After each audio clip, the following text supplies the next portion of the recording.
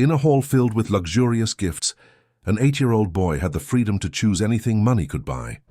But his eyes stopped on a poor girl with worn-out sandals who watched shyly from a corner. Ignoring toys, trips, and unique experiences, he asked his father to have her as his sister. If you were touched by this beautiful story of resilience and love, don't forget to subscribe to our channel and tell us which city you're watching from. Continuing.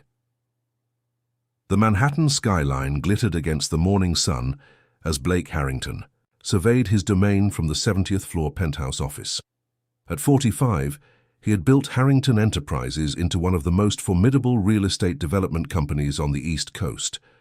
The view before him, a concrete jungle dotted with at least 12 buildings bearing his name, was the culmination of 20 years of relentless work, shrewd negotiation, and unwavering ambition. His phone buzzed. Blake glanced at the message. From Mrs. Peterson, his son's nanny. Tyler didn't eat breakfast again, said he wasn't hungry.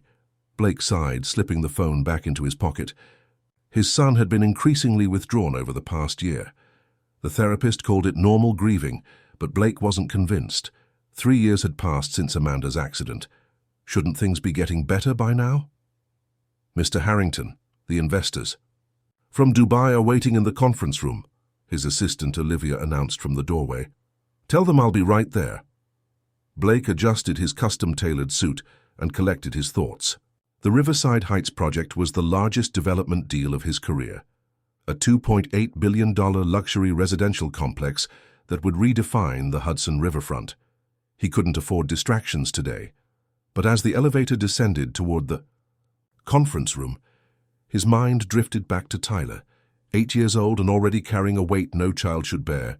Blake had given him everything money could buy: private schools, exotic vacations, the latest technology, an army of caretakers. Yet nothing seemed to pierce the quiet solitude that had enveloped his son since losing his mother. The meeting dragged on for hours. Blake performed flawlessly, as always, charming, authoritative, meticulous. By early afternoon, the papers were signed. Harrington Enterprises had secured its most ambitious project to date. "Champagne, everyone!" exclaimed Harold, Blake's CFO and oldest friend. As glasses clinked and congratulations flowed, Blake found himself standing slightly apart, watching the celebration with detached interest. Success had once been intoxicating. Now it felt strangely hollow. "We should celebrate," Harold said, clapping Blake's shoulder. "Dinner at Le Bernardin? I'll call ahead." Blake checked his watch, 4:30 p.m. "I can't. I promised Tyler I'd be home early today." Harold's smile faltered. "It's Wednesday already? Time flies. The nanny can handle bedtime. This is history in the making, Blake." "I've missed too many bedtimes," Blake replied, surprising himself with the conviction in his voice. "Rain check?" 20 minutes later, his Bentley was gliding through Manhattan traffic toward the exclusive Upper East Side neighborhood he called home. Blake scrolled through emails, barely registering the familiar route, until the car rolled to a stop before a stately limestone townhouse. The Harrington residence, a 5-story historical landmark Blake had purchased shortly after Tyler's birth, stood as a testament to old-world craftsmanship and new-world wealth. Crystal chandeliers, marble staircases, handcrafted moldings, and museum-quality art filled its rooms. Yet for all its grandeur, the house had never quite felt like a home, especially in the years since Amanda's passing. "Mr. Harrington, you're early," Mrs. Peterson said, genuine surprise in her voice as Blake stepped through the door. "Where's Tyler?" "In the garden with Ms. Reyes's daughter. The new housekeeper's child," she clarified when Blake looked confused. "Ms. Reyes started last week. The agency sent her temporarily while Mrs. Garcia recovers from surgery." Blake vaguely recalled signing off on a staff change. He handled so many documents daily that personnel matters often blurred together. "They've been playing out there all afternoon," Mrs. Peterson continued, her tone softening. "It's the most animated I've seen Tyler in months." Blake walked through the house toward the rear garden. Through the French doors, he could see 2 small figures huddled over something on the stone patio. Tyler was kneeling, pointing at something, while a little girl with dark braids nodded enthusiastically. The scene stopped Blake in his tracks. Tyler was smiling, actually smiling as he arranged what appeared to be a collection of rocks and sticks into some sort of structure. The girl was adding leaves and flower petals with careful deliberation. "What are they doing?" Blake asked. Mrs. Peterson appeared beside him. "Building fairy houses," they said. "They've been at it for hours." "Fairy houses," Blake repeated, the concept entirely foreign to him. "It's the third day they've played together," Mrs. Peterson added. "Ms. Reyes brings her daughter. Sometimes when school is out, I hope that's all right. Tyler seems to enjoy the company." Blake watched as Tyler laughed at something the girl said, a full, uninhibited laugh he hadn't heard in years. Something tightened in his chest. "It's fine," he said quietly. "What's her name, the daughter?" "Lily. She's 8, same as Tyler." Blake pushed open the French doors and stepped onto the patio. Both children looked up, startled by the interruption. "Dad!" Tyler's eyes widened with surprise. "You're home early." "I thought we could have dinner together," Blake said, suddenly feeling awkward, like an intruder in his own garden. Tyler glanced at Lily, then back at his father. "Can Lily eat with us too? We're almost finished with our village." Blake looked at the little girl properly for the first time. She wore a simple blue dress, slightly faded from many washes. Her sneakers were scuffed but clean. She had large, expressive brown eyes that regarded him with a mixture of curiosity and apprehension. "Hello, Mr. Harrington," she said with surprising poise. "Your garden is very beautiful." "Thank you, Lily." The name felt unfamiliar on his tongue. "And yes, you're welcome to join us for dinner if your mother says it's okay." Tyler's face lit up. "Awesome. Lily, you can see my dinosaur collection after, and my telescope." Blake felt a pang of something unfamiliar. Was it envy, as he watched his son's excitement at sharing his world with this child he barely knew? Just then, a woman appeared in the doorway. She had the same dark eyes as her daughter, though hers held the weariness of someone who had weathered many storms. "I'm so sorry, Mr. Harrington," she said, her voice tinged with a slight accent. "Lily shouldn't be bothering your son." "She's not bothering anyone," Blake replied quickly. "Actually, I was just inviting her to join us for dinner, with your permission." Maria Reyes looked startled by the invitation. "That's very kind, but we should be going. I've finished my work for today." "Please, Mom." Lily looked up with pleading eyes. "Tyler wants to show me his dinosaurs." Maria hesitated, clearly torn between practical concerns and her daughter's happiness. "I insist," Blake said, surprising himself again. "We have more than enough food. Chef Thomas always prepares for an army."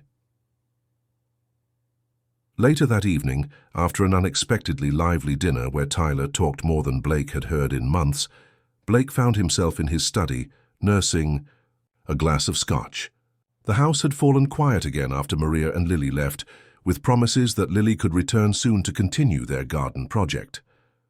Blake opened his laptop, intending to review some contracts, but instead found himself searching for Eleanor Reyes. The results were sparse: a Facebook profile with limited public information, a mention in a community college newsletter for making the dean's list 3 years ago. Nothing remarkable, yet something about the woman and her daughter nagged at him. Mrs. Peterson knocked gently before entering the study. "Tyler's asking for you. He wants you to read to him tonight." Blake closed his laptop. "I'll be right there." He climbed the stairs to his son's bedroom. Blake couldn't shake the image of Tyler's face as he'd played with Lily, animated, engaged, alive. For the first time in years, Blake wondered if all the opportunities and possessions he'd given his son might be worth less than the simple joy of a friend who saw him not as Blake Harrington's heir, but simply as Tyler. The following 2 weeks saw a subtle but unmistakable shift in the Harrington household. Tyler began asking for breakfast in the mornings. He started bringing books to the dinner table, eager to share interesting facts about dinosaurs or space, topics Lily had expressed curiosity about. Most notably, he started counting the days until she would visit again.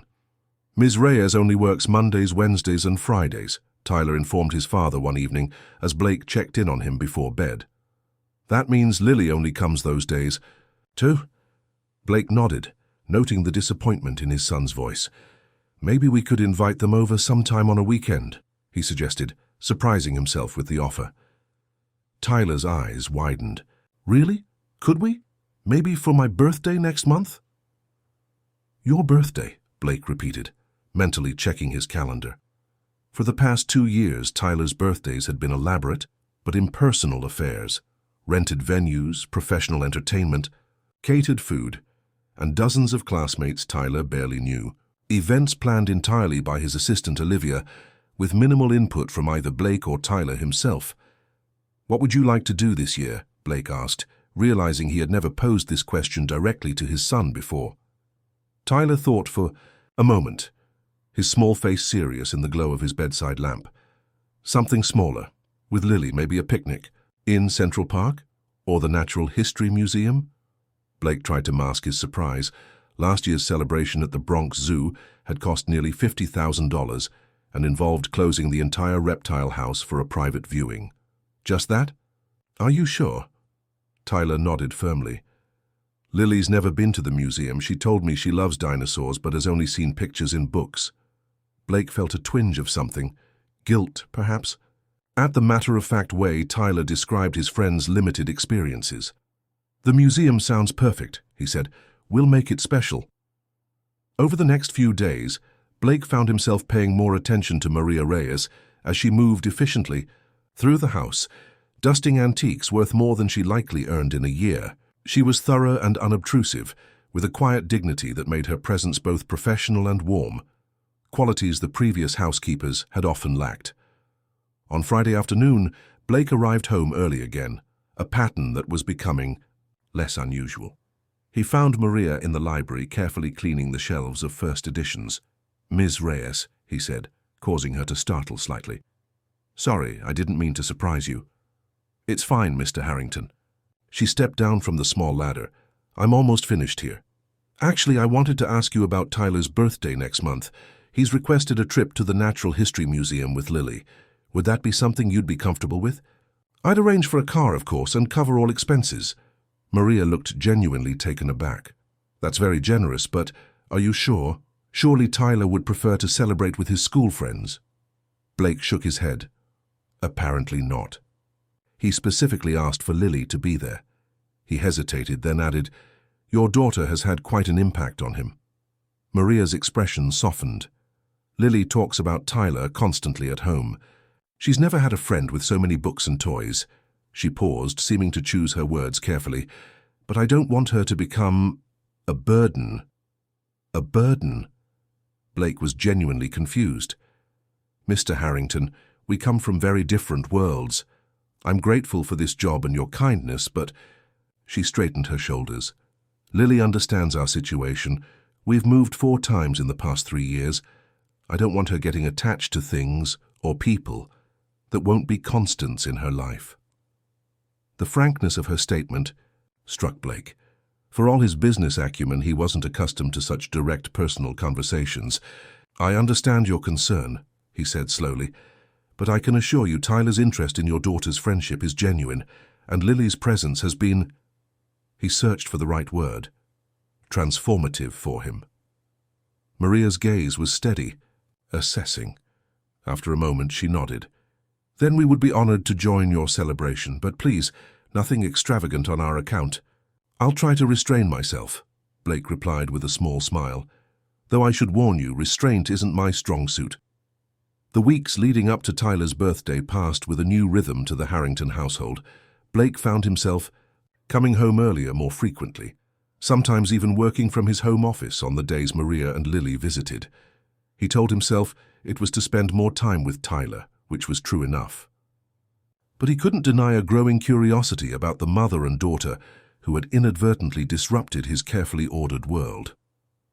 One Wednesday evening, Blake arrived home to find the kitchen in disarray, flour dusting the countertops, mixing, bowls scattered about and the rich scent of chocolate filling the air. "What happened here?" he asked Mrs. Peterson, who was supervising the chaos with unusual leniency. "Cupcake baking," she replied with a smile. "Tyler wanted to surprise you." Blake followed the sound of childish laughter to find Tyler, Lily, and Maria gathered around the kitchen island. Tyler was carefully piping blue frosting onto a lopsided cupcake, his tongue sticking out in concentration, while Lily decorated another with rainbow sprinkles. "Dad!" Tyler exclaimed when he spotted Blake. "We made chocolate cupcakes, and Mrs. Peterson let us use the big mixer." "I can see that," Blake replied, taking in the scene, his immaculate gourmet kitchen transformed into something from a children's cooking show.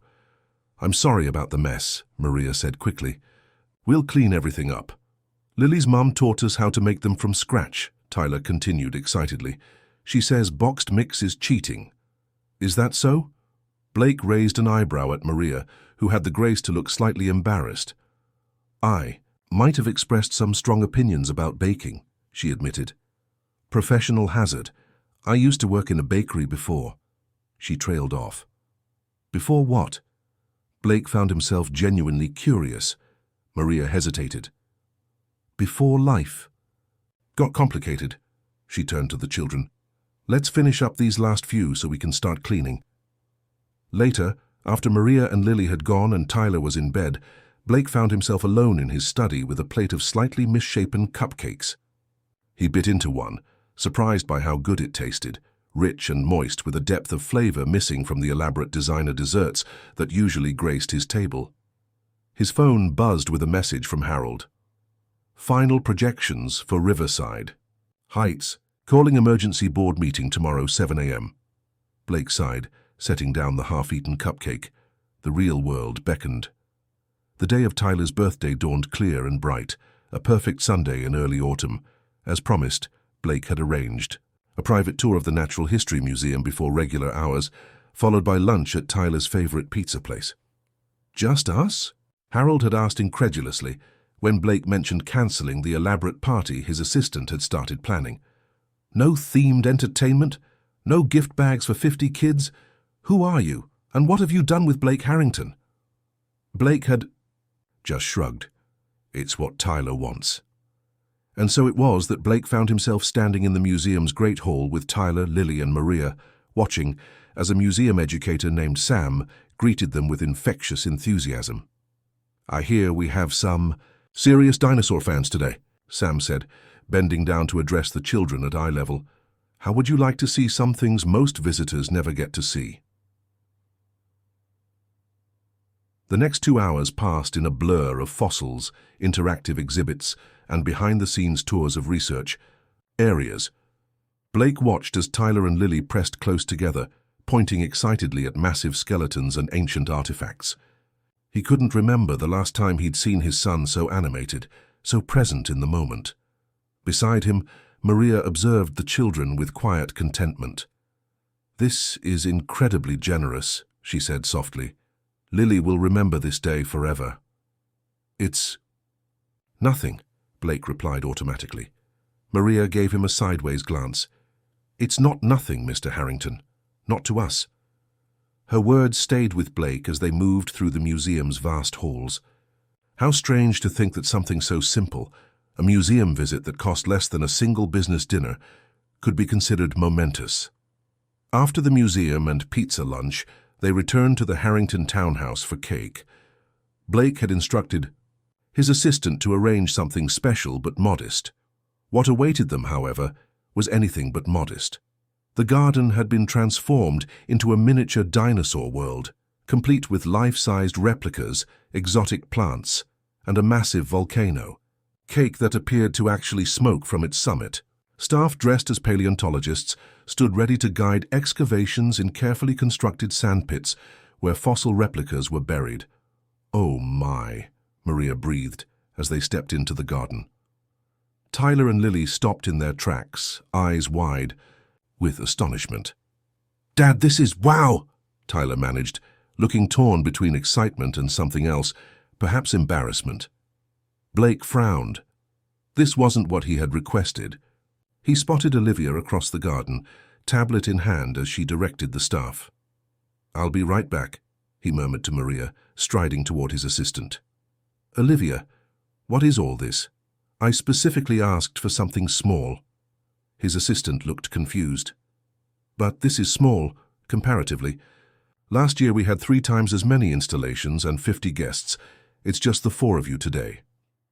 Blake glanced back at Tyler, who was now whispering something to Lily. The girl looked overwhelmed, staying close to her mother's side, despite Tyler's encouragement to explore. "This isn't what Tyler wanted," Blake said, frustration rising. "This isn't what I asked for." "I'm sorry, Mr. Harrington," Olivia replied, clearly flustered. "I thought you'd want something spectacular, even for a small group. The Harrington standard." "Cancel the paleontologists," Blake interrupted, "and whatever show you've planned for later. Just leave the cake." When Blake returned to the others, he found Tyler looking at him with an expression he couldn't quite read. "I'm sorry," Blake said quietly. "This got out of hand. If you want, we can go somewhere else." Tyler glanced at Lily, who was still staring wide-eyed at the prehistoric scene. "It's okay, Dad," he said finally. "It's pretty cool, and Lily hasn't seen the treehouse yet. Can we show her?" Blake nodded, relieved. "Of course, it's your day." As the children ran toward the elaborate treehouse Blake had commissioned last summer, another extravagant gift that had elicited only fleeting interest from Tyler, Maria stepped closer to Blake. "You have given your son everything," she observed softly, "yet he seems most happy with the simplest things." Blake watched Tyler leading Lily up the treehouse stairs, pointing out features with proprietary pride. "I'm beginning to see that," he admitted. As fall deepened into winter, the bond between Tyler and Lily grew stronger. What had begun as casual playmates evolved into a friendship that seemed to fulfill something essential in both children. Blake found himself restructuring his schedule to be home more often, telling himself it was for Tyler's benefit. But increasingly, he looked forward to the evenings when Maria and Lily stayed for dinner, when the formal dining room, so often silent except for the clink of silverware, filled with conversation and laughter. One December evening, as snow fell softly outside the townhouse windows, Blake worked in his study, while Tyler and Lily built elaborate Lego structures in the adjacent sitting room. Their chatter provided a pleasant background to his review of quarterly projections. "My dad can build anything," Tyler was saying. "He made all those big buildings we can see from my bedroom window." "Really? All of them?" Lily's voice was impressed. "Well, he didn't build them himself, but his company did. Right, Dad?" Blake looked up, surprised to be included in their conversation. "That's right. Harrington Enterprises develops and constructs buildings throughout the city." Lily considered this information seriously. "My mom builds things too." Blake raised an eyebrow, intrigued. "Does she?" "Uh-huh. She used to design houses before we moved to New York. She went to architecture school but then had to stop when I was born." This piece of information caught Blake completely off guard. Maria Reyes, the quiet, efficient housekeeper, had studied architecture. He found it difficult to reconcile the woman who dusted his bookshelves with someone who might have designed the buildings they contained. "Is that so?" he asked casually. "Where did she study?" "Cal something," Lily frowned, trying to remember. "In California, before we moved to Arizona, and then here." Blake found himself increasingly curious about Maria's background. Over the past months, she had revealed very little about herself, maintaining a polite but definite boundary between employer and employee. Yet her daughter was now a fixture in Tyler's life, and by extension, in his. Later that evening, after Lily had gone home with her mother, Blake tucked Tyler into bed. "Dad," Tyler said sleepily, "can Lily come to Aspen with us for Christmas?" The question took Blake by surprise. The annual Harrington ski trip was a family tradition dating back to when Amanda was alive. For the past 3 years, it had been just Blake, Tyler, and occasionally Harold's family joining for a day or two. The idea of including Maria and Lily had never crossed his mind. "That's a big ask, buddy," Blake said carefully. "Lily and her mum might have their own holiday plans." "But what if they don't? Lily said they don't have family here. It's just them." Tyler's eyes were wide and earnest. "And she's never seen snow except in New York. She's never been skiing or made a real snowman or had hot chocolate in a lodge." Blake felt a familiar pang at his son's description of Lily's limited experiences. I'll think about it, he promised, kissing Tyler's forehead. Now get some sleep. The next morning, Blake arrived at the office uncharacteristically distracted. The Riverside Heights project was entering a critical phase, with construction delays threatening the schedule. Yet he found his thoughts drifting to the possibility of inviting Maria and Lily to Aspen. "You seem preoccupied," Harold commented during their strategy meeting. "Everything okay with Tyler?" "He's fine. Better than fine, actually."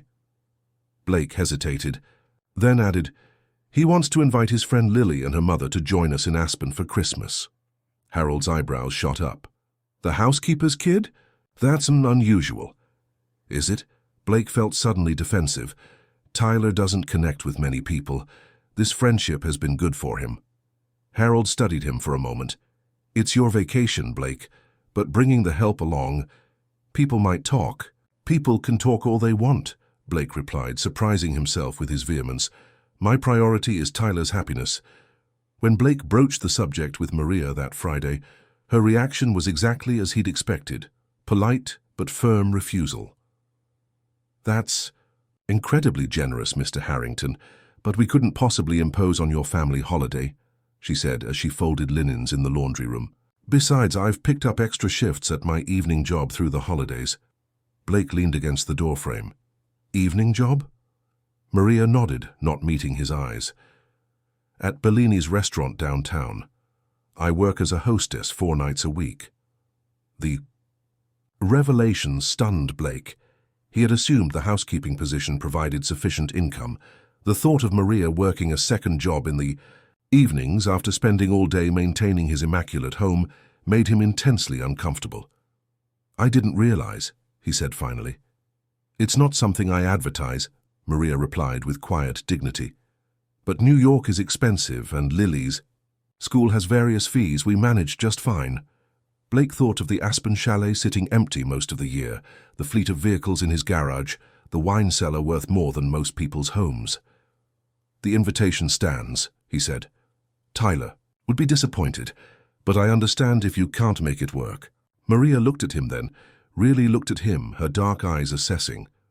"Why are you doing this, Mr. Harrington?" The directness of her question caught him off guard.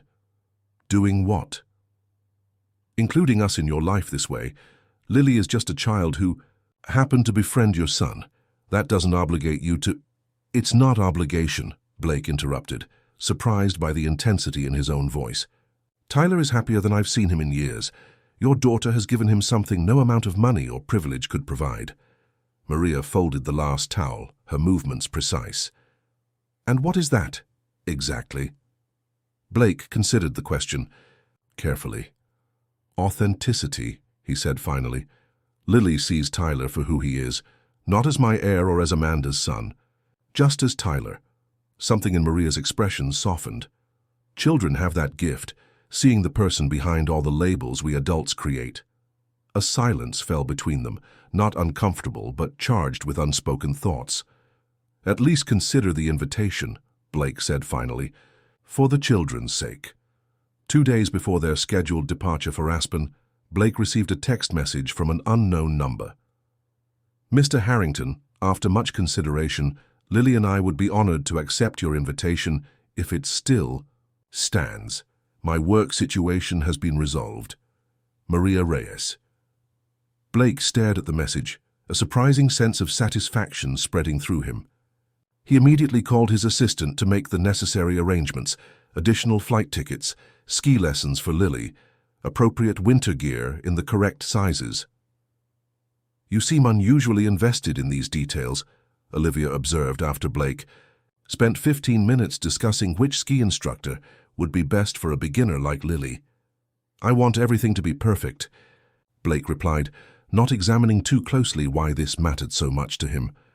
The Harrington Chalet in Aspen was a masterpiece of alpine luxury: 7 bedrooms, panoramic mountain views, a heated indoor pool, and a great room dominated by a massive stone fireplace.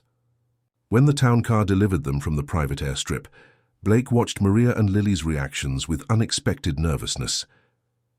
"This is your vacation home?" Maria asked as they pulled up to the entrance, her voice carefully neutral. "It's Like a castle, Lily exclaimed, pressing her face against the window. Tyler, who had been vibrating with excitement since takeoff, rushed to unbuckle his seatbelt. Wait till you see inside. There's a movie theater in the basement and heated. Floors so your feet never get cold. As the children raced ahead, Blake found himself alone with Maria in the driveway, surrounded by their luggage and the pristine Colorado snow. I know this is all very... He gestured vaguely at the chalet. Excessive? Maria supplied with a small smile. I was going to say different, Blake replied, returning her smile. But yes, that too. We'll adjust, Maria said, hoisting her modest suitcase. Though I should warn you, Lily's going to think this is what normal vacations look like from now on. Would that be so terrible? Blake asked, taking the suitcase from her despite her protests. Maria gave him a look he couldn't quite interpret. That depends on what happens when fairy tales end, Mr. Harrington. The next 5 days passed in a blur of ski lessons, snowman, competitions, sleigh rides, and evenings by the fire. Blake watched as Tyler blossomed under Lily's influence, trying new foods, persisting through difficult ski techniques, sharing his toys without prompting. He found himself equally fascinated by Maria, who moved through the luxury of the chalet with the same quiet dignity she displayed in his New York home, neither intimidated nor impressed by the opulence surrounding them. On Christmas Eve, the children had finally gone to sleep. Following much negotiation for just 10 more minutes, Blake found Maria sitting alone in the great room, a glass of wine in hand as she gazed at the fire. Mind if I join you? He asked. She gestured to the adjacent armchair. It's your house. Blake poured himself a scotch and sat down, enjoying the comfortable silence that had developed between them over the past months. You never told me you studied architecture, he said finally. Maria looked surprised. Lily mentioned that? Blake nodded. Cal Berkeley. Cal Poly, actually. Maria took a sip of her wine. I was 3 semesters from graduating when I found out I was pregnant with Lily. And the father? Not in the picture, Maria replied, her tone making it clear the subject was closed. I made my choices. I don't regret them. Blake studied her profile against the firelight. Why not go back? Finish your degree? Maria gave a short laugh. With what time? What money? Single motherhood in New York City isn't exactly conducive to pursuing higher education. There are scholarships, loans. Mr. Harrington, Maria interrupted gently, not everyone has your resources or your freedom. Some of us have to make more practical choices. Blake fell silent, chastened. After a moment, he asked, Do you still draw design? Something flickered across Maria's face, longing perhaps. Sometimes late at night when Lily's asleep, old habits. I'd like to see your work sometime, Blake said, surprising himself with his sincerity. Maria studied him, her expression guarded. Why are you so interested in my background, Mr. Harrington? Blake considered deflecting the question, but found himself answering honestly. Because I think I've underestimated you from the beginning, and I don't like discovering I've been wrong. Is that the only reason? Her gaze was steady, challenging. The question hung between them, loaded with implications neither was prepared to address. Blake was saved from responding by a small voice from the doorway. Mom, I had a bad dream. Lily stood there in flannel pajamas, her hair tousled from sleep. Maria immediately set down her wineglass and opened her arms. The little girl climbed into her lap, burying her face against her mother's shoulder. It's okay, Mija, Maria murmured, stroking Lily's hair. It was just a dream. Blake watched. The tenderness between mother and daughter, feeling like an intruder on something precious and rare. Would some hot chocolate help? He offered awkwardly. Lily peeked out from her mother's embrace, nodding shyly. In the kitchen, as Blake warmed milk and found the cocoa mix, he could hear Maria softly singing a lullaby in Spanish. The simple intimacy of the moment struck him more powerfully than he expected. When he returned with the hot chocolate, Maria was showing Lily the constellations visible through the great room's wall of windows. The snow had stopped, leaving a crystal-clear night sky scattered with stars. "Hot chocolate delivery," Blake announced. Lily accepted the mug with both hands. "Thank you, Mr. Harrington. I think, given that it's Christmas Eve and we're all in our pajamas, you could call me Blake," he said with a smile. Lily looked to her mother for permission. When Maria nodded, Lily grinned. "Thank you, Blake." Something about hearing his name in the child's voice made his chest tighten strangely. "Look at that," Maria said softly, pointing out the window. "A shooting star." The three of them stood silently watching the night sky, the child between the adults, all of them wrapped in a moment of unexpected peace. Later, after Lily had fallen back asleep and Maria had retired to her room, Blake found himself still awake, staring at the dying embers of the fire. Tomorrow would be Christmas morning. Tyler would burst into his room at dawn, eager to open presents. There would be pancakes and gifts, and all the traditions Blake had maintained even after Amanda's absence left them feeling hollow. But this year felt different. The house felt different. Warmer somehow. As if it had been waiting all this time for the right voices to fill its rooms. January in New York brought bitter cold, and the inevitable return to routine. Blake found himself resenting the demands of Harrington Enterprises in a way he never had before. Board meetings that once energized him now felt tedious. Site visits. That had been the highlight of his week, became obligations to endure rather than experiences to savor. "You've been distracted since the holidays," Harold observed one evening as they reviewed plans for the Riverside Heights project in Blake's office. "Is it Tyler?" Blake shook his head. "Tyler's fine. Better than fine, actually." "Then what?" "The quarterly projections are excellent. Riverside is back on schedule, and the Tokyo investors are practically throwing money at us." Harold studied his friend. "This should be a victory lap, not a funeral march."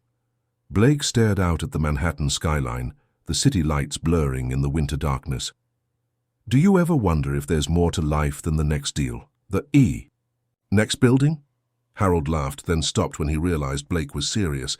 "Where is this coming from? You've built an empire, Blake. Most men would kill to be in your position. And yet I'm not sure it's enough anymore." The admission felt both frightening and liberating. Harold's expression shifted from confusion to concern. "This isn't about that housekeeper, is it? Maria?" Blake's silence was answer enough. "Jesus, Blake." Harold ran a hand through his thinning hair. "Tell me you're not serious." "What if I am?" Blake challenged, surprising himself with his defensiveness. "She works for you. She cleans your house." Harold's voice was incredulous. "Do you have any idea how this looks?" "I don't care how it looks," Blake replied, even as a part of him acknowledged the complications. "Besides, nothing has happened. We're just friends." "Friends," Harold repeated skeptically. "Like Tyler and her daughter are just friends." "That's different." "Is it?" Harold sighed. "Look, I'm not judging, but tread carefully. You've built something extraordinary with Harrington Enterprises. The board is already nervous about your reduced hours. If they caught wind of whatever this is—" "My personal life is none of the board's business," Blake said sharply. Harold raised his hands in surrender. "Just be careful, that's all I'm saying. These situations rarely end well for anyone involved." The conversation left Blake unsettled. Was that what this was? A situation? He genuinely didn't know. All he knew was that for the first time since Amanda's accident, his house felt like a home again, and Tyler was thriving in a way that expensive schools and exclusive opportunities had never accomplished. And then there was Maria herself, intelligent, resilient, principled Maria, who carried herself with a dignity that had nothing to do with wealth or status, who challenged his assumptions and made him see his own world through fresh eyes. February arrived with a school project that threw the delicate balance of the Harrington household into disarray. Tyler burst into Blake's home office one afternoon, waving a paper excitedly. "Dad, I need to make a family tree. Can you help?" Blake took the assignment sheet, scanning the requirements. Students were to create a visual representation of their family history, going back at least 3 generations if possible. Photos, stories, and cultural traditions were encouraged. "Of course," Blake said, though inwardly he winced. family had always been a complicated subject in the Harrington household. Blake's own parents had been distant figures who valued achievement over affection. Amanda's parents had never approved of their daughter marrying into what they considered new money, and relations had grown even more strained after her accident. "When is this due?" Blake asked, already mentally delegating the task to his assistant. "Next Friday, and Ms. Wright says we have to do it ourselves, not have grown-ups do it." Tyler's expression grew solemn. "Dad, can I put Mom on it? I don't really remember her." Blake's throat tightened. "Of course you can, she'd want to be there." Tyler nodded, relieved. "Good. And can Lily help me? She's really good at drawing." "Sure, buddy." Blake ruffled his son's hair. "We'll work on it this weekend." That Saturday, the dining room table disappeared under a sprawl of craft supplies, old photo albums, and poster board. Maria had initially declined to join them, citing other commitments, but Tyler's persistent pleading, combined with Lily's wide-eyed excitement, had eventually worn down her resistance. "I'm not much help with arts and crafts," Blake admitted, as he watched the IT children arrange photos on the large poster. "That's not true," Tyler protested. "You build entire buildings." "That's different," Blake laughed. "I have architects and engineers for the creative parts." Maria, who had been quietly helping Lily cut out decorative paper leaves for the branches of the family tree, looked up with unexpected interest. "How involved are you in the design process?" Blake considered the question. "More than most developers, I suppose. I have strong opinions about aesthetics and functionality." "He's really picky," Tyler added helpfully. "Harold says Dad makes architects cry sometimes." Blake winced as Maria raised an eyebrow. "I wouldn't say cry exactly, but I do expect excellence." "As one should," Maria said mildly, returning to her cutting. As the afternoon progressed, Blake found himself sharing stories about his grandparents, his grandfather's journey from construction worker to contractor, his grandmother's legendary stubbornness. Tyler listened with rapt attention, having heard few of these stories before. "What about your family, Ms. Reyes?" Tyler asked innocently. Maria hesitated. "Well, my parents came from Mexico when they were very young. My father worked in construction." "Too like your great-grandfather." "Were they architects too?" Tyler pressed, remembering what Lily had said about her mother's background. "No, but my father taught me to appreciate good design." Maria's voice softened. "With memory. He could look at a building and tell you everything wrong with its construction just by walking through it once." "Like my dad!" Tyler exclaimed. "I suppose so," Maria agreed with a small smile in Blake's direction. As the family tree took shape, a stark contrast emerged between the Harrington side, rich with photographs, newspaper clippings, and documented achievements, and the emptier branches representing Amanda's family. "Why don't we have more pictures of Mom's family?" Tyler asked, noticing the disparity. Blake chose his words carefully. "Your mother's parents were very private people, and after what happened, they decided to move to Europe. We don't see them much." "Because they blame you?" Tyler's question landed like a physical blow. Blake stared at his son, shocked by his perception. "What makes you say that?" Tyler shrugged, not meeting his father's eyes. "I heard Grandma Elaine say it once when she thought I was asleep, during their last visit." An uncomfortable silence fell over the table. Maria quietly suggested the children take a break for lunch, giving Blake a moment to collect himself. When they were alone in the kitchen, Maria spoke softly. "Children absorb more than we realize, even the things we try to protect them from." Blake nodded, throat tight. "Amanda's parents never thought I was good enough for her. After the accident." He trailed off, unwilling to revisit the recriminations, the ugly accusations that had followed. "You don't have to explain," Maria said gently. "It was a boating accident," Blake found himself saying anyway. "We were on the lake at our summer house in the Hamptons. I was distracted by a work call. Amanda took the sailboat out alone. A storm came up suddenly." He stopped, the memory still painful 3 years later. Maria's hand rested briefly on his arm, a gesture so unexpected and comforting that Blake felt momentarily unmoored by it. I'm sorry, she said simply, for all of you. When the children returned, the mood gradually lightened. The family tree expanded to include photos of Tyler as a baby, his first day of school, recent birthday celebrations. Tyler insisted on adding a small photo of Lily and himself from the museum trip, placing it off to the side of the main tree. She's not really family, he explained when Blake questioned it, but she's important. By late afternoon, the project was nearly complete. As Maria and Lily prepared to leave, Tyler suddenly remembered something. Wait, we haven't done Lily's family tree. Lily shook her head. That's okay. I can do mine at home. But we have all the supplies here, Tyler insisted. And you helped with mine. Blake watched as Maria and Lily exchanged a look, something unspoken passing between them. Perhaps another time, Maria said gently. We should get going. Please? Tyler turned his most persuasive expression on Maria. Just a quick one? Maria hesitated, then sighed. A very simple one, just the basics. As Lily began working on her own, much smaller family tree, Blake noticed how sparse it was compared to Tyler's elaborate creation. Just Lily, Maria, and Maria's parents. No extended family, no father for Lily. Where's your dad? Tyler asked Lily with a child's directness. Lily glanced at her mother before answering. I don't have one. Everyone has a dad, Tyler insisted. Confused. Tyler, Blake warned, sensing dangerous territory. It's all right, Maria said quietly. Lily's father isn't part of our lives, Tyler. Families come in all different shapes. Like just you and Lily, Tyler clarified. Maria nodded. Just like you and your dad are a family too. Tyler considered this, then nodded, satisfied with the explanation. So you're like us, just backwards.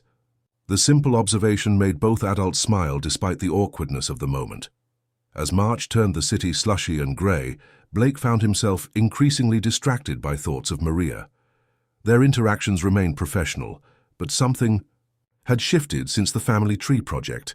A new awareness, a tentative connection that went beyond employer and employee. He found excuses to be home when she worked. He noticed details about her he'd previously overlooked, the way she hummed quietly while organizing, her preference for Earl Grey tea in the afternoons, how she always straightened picture frames as she passed them in the hallway. You should ask her out properly, Mrs. Peterson suggested one evening, startling Blake with her directness. I don't know what you're talking about, Blake replied stiffly. The older woman gave him a knowing look. I've worked for this family for 9 years, Mr. Harrington. I know pining when I see it. It's complicated, Blake muttered, embarrassed to be so transparent. Only because you're making it so. Mrs. Peterson gathered her purse, preparing to leave for the day. Life's too short for complications, if you ask me. The opportunity presented itself unexpectedly the following week. Blake arrived home early to find Maria alone in the library, examining the architectural books on his shelves. Find anything interesting? He asked, causing her to start slightly. I'm sorry, she said, quickly closing the volume in her hands. I was just... Please, Blake gestured to the book. They're meant to be read, not just displayed. Maria hesitated, then showed him the book, a rare edition on modernist architecture. The chapter on Richard Neutra is particularly good. You know his work? Blake was genuinely impressed. I wrote my thesis on California modernism, Maria replied with a small smile. Before life got complicated, Blake finished for her, recalling her words from months ago. She nodded, replacing the book, carefully on the shelf. Maria, Blake began, his heart suddenly racing, would you have dinner with me sometime? Not here, not as... whatever this arrangement is. Just dinner. The surprise on her face was quickly replaced by wariness. Mr. Harrington. Blake, he corrected gently. After all this time, I think you can call me Blake. Blake, she amended, the name sounding strangely intimate on her lips. I don't think that would be appropriate. Why not? You're my employer. There's an inherent power imbalance there. Then quit, Blake suggested impulsively. I'll help. You find another position if that's what's holding you back. Maria stared at him incredulous. You make it sound so simple, isn't it? No, she said firmly. It's not. I have responsibilities, to Lily, to myself. I can't afford to make impulsive decisions based on... She faltered. Based on what? Blake pressed, stepping closer. Based on feelings that might not be real, Maria finished, her voice barely audible. This isn't a fairy tale, Blake. You're not just any man, and I'm not just any woman. The world doesn't work that way. Maybe it could, Blake insisted. Just dinner. One evening. Maria studied him for a long moment, something unreadable in her dark eyes. Finally, she nodded. One dinner, but not until I found another housekeeping position. Blake wanted to argue, but recognized the stubborn set of her jaw. Fair enough. Let me know when you're ready. That evening, as Blake helped Tyler with his homework, his son looked up suddenly with the unnerving perception children sometimes display. Dad, do you like Lily's mom? Blake nearly choked on his coffee. What makes you ask that? Tyler shrugged. You look at her the way Jimmy Wilson's dad looks at his new wife, all mushy. I do not look mushy, Blake protested, mortified. You kind of do, Tyler insisted with a grin. Hey, it's okay, I like her too. She makes really good cookies and doesn't treat me like a baby. Blake studied his son carefully. Would it bother you if I liked Ms. Reyes that way? Tyler considered the question with surprising seriousness. Would she and Lily come live with us? That's getting way ahead of things, buddy. But if they did, Tyler pressed, would Lily be like my sister?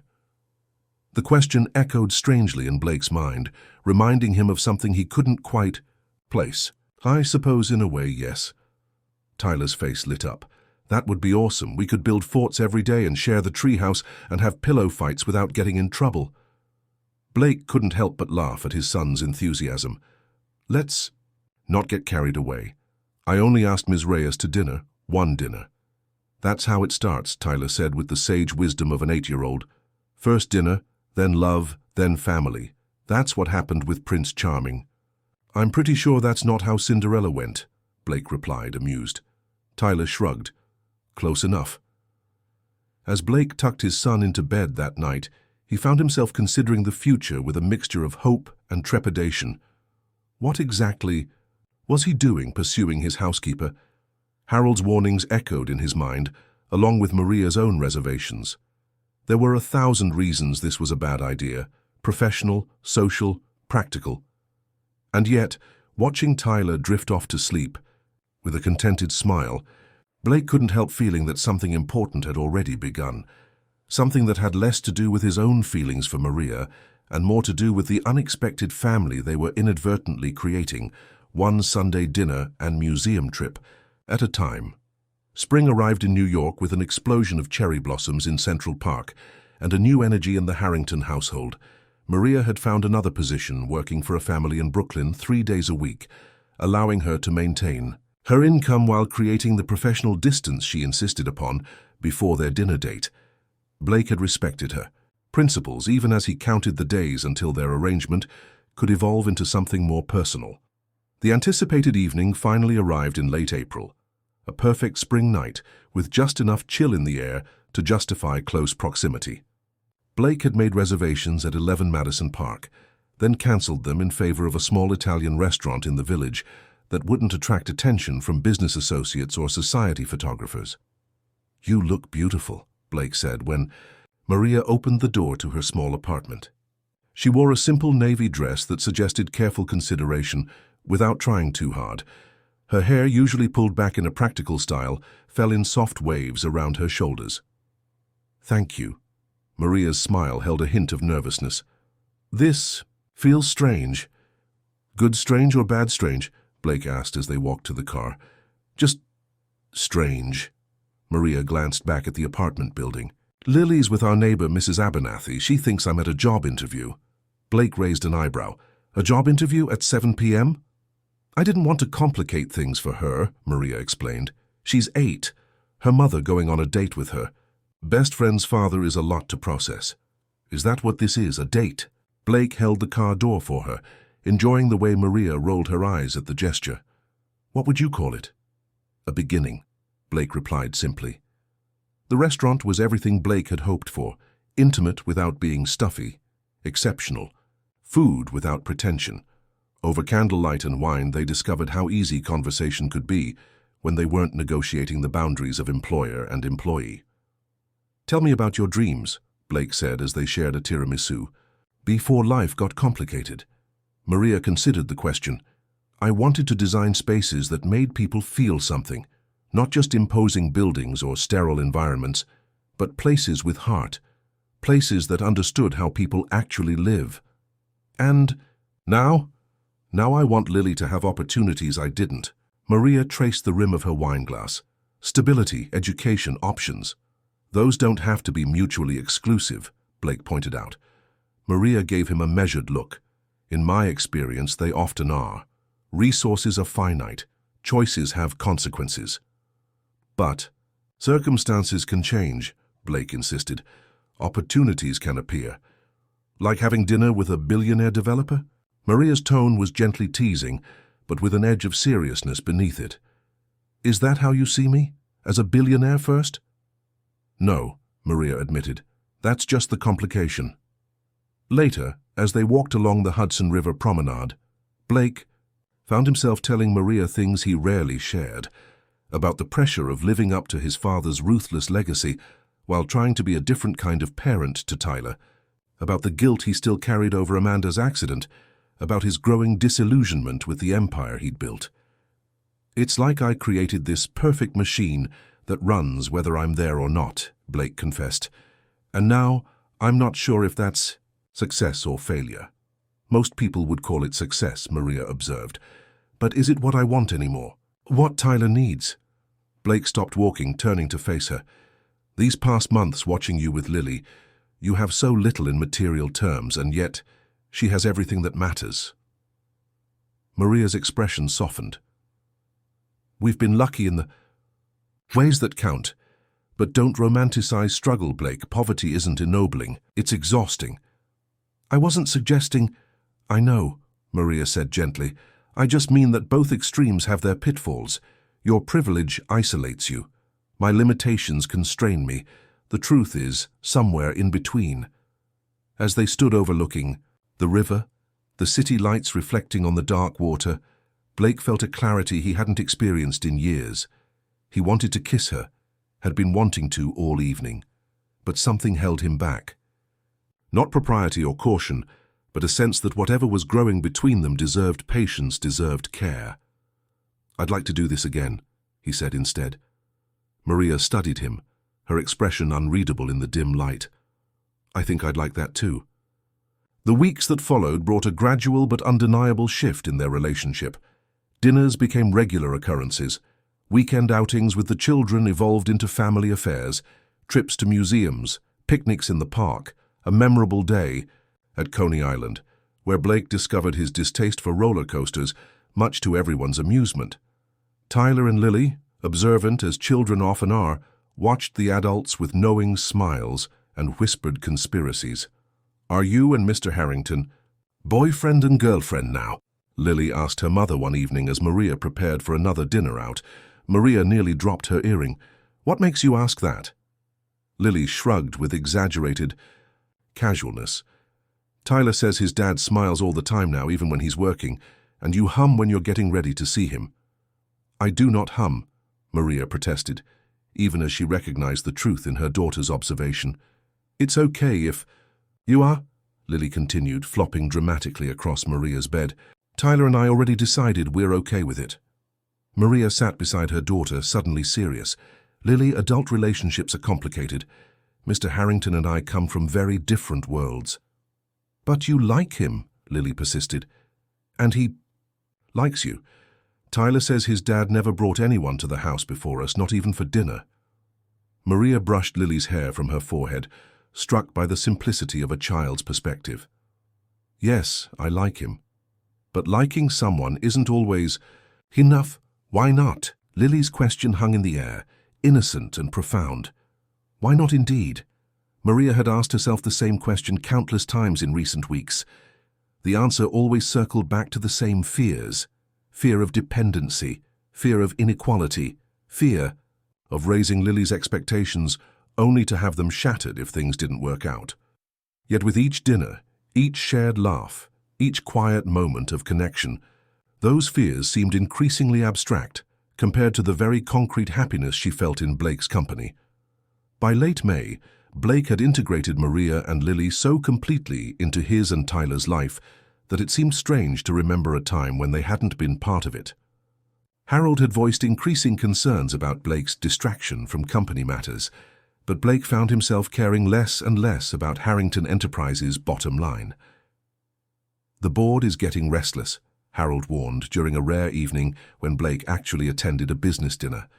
"The Tokyo investors are asking questions about your commitment to the expansion plans." "The company is more profitable than ever," Blake pointed out. "The Riverside project is ahead of schedule. What exactly is the problem?" "The problem is that you used to live and breathe this company, and now you're racing out of meetings to make it to a kid's soccer game." Harold's frustration was evident. "People are starting to talk, Blake." "Let them talk," Blake replied dismissively. "Tyler's happiness matters more than gossip." "Is it just Tyler's happiness we're talking about?" Harold's gaze was knowing. "Or has Maria Reyes become a factor as well?" Blake set down his whiskey glass carefully. "My personal life is my business, Harold. Not when it affects the company. Not when you're making decisions based on emotions rather than strategy." Harold leaned forward. "I'm saying this as your friend. You've built something extraordinary. Don't risk it for whatever this is." Blake felt a flash of irritation. "And what exactly do you think this is? A midlife crisis? A reaction to grief?" "I don't know, Blake." Harold's expression softened. "I just don't want to see you throw away everything you've worked for." "Maybe I'm finally figuring out what actually matters," Blake replied, signaling for the check.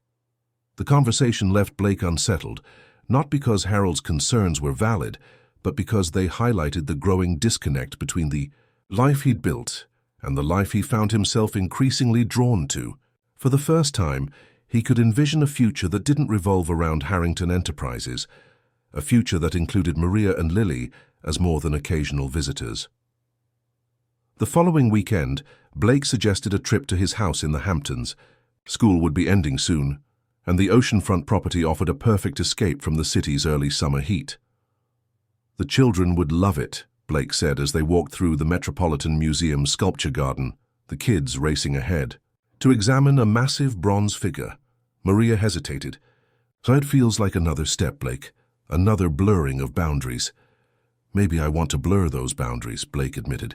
"Maybe I'm tired of pretending this is just friendship or convenient play dates for the kids."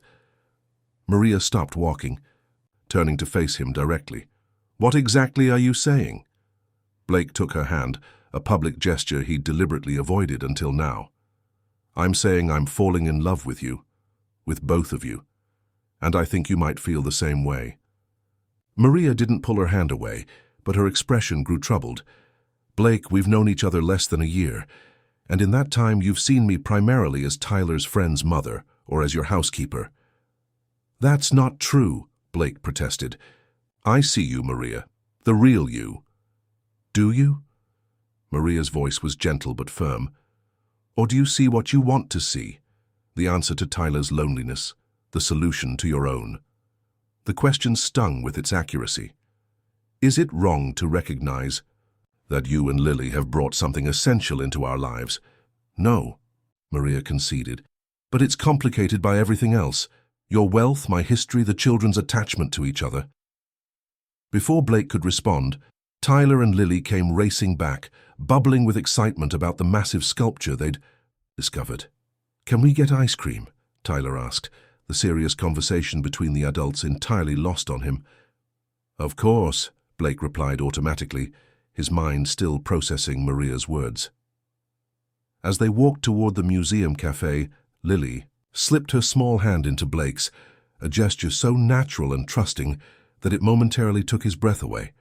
On his other side, Tyler was chattering animatedly to Maria about his upcoming end-of-year science project. The picture they presented, two adults, two children, moving through the world as a unit, seemed so right that Blake couldn't imagine returning to the isolated existence he and Tyler had lived before. Later that evening, after dropping Maria and Lily at their apartment, Blake found himself driving aimlessly through Manhattan, his thoughts churning. Harold's warnings, Maria's reservations, his own growing certainty that he wanted more than occasional dinners and weekend outings, all of it collided in his mind without resolution. He finally parked near his office building, drawn by habit, to the place where he'd spent so much of his life. The Harrington Enterprises logo glowed against the night sky from the top of the skyscraper, his name literally illuminating the Manhattan skyline. Blake took the private elevator to his office, the space eerily quiet at this hour. Floor-to-ceiling windows offered the same breathtaking view he'd commanded for years, yet tonight it felt strangely distant, as if he were looking at someone else's accomplishment. His phone buzzed with a text from Maria. "Thank you for today." Lily fell asleep, clutching the little bronze replica lion from the gift shop. Something about the simple message, its warmth, its focus on her daughter rather than their complicated conversation, clarified everything for Blake. He didn't want to be the man who looked down on the city from a glass tower anymore. He wanted to be the man who held Lily's hand in a museum, who made Maria laugh over dinner, who watched Tyler bloom through friendship and connection. Blake pulled out his tablet and began researching something he'd been considering for weeks. Graduate programs in architecture at Columbia, NYU and Pratt Institute. If Maria wouldn't accept his help directly, perhaps he could find another way to support her dreams while respecting her independence. The next morning, Blake arrived at the office early, a plan already forming in his mind.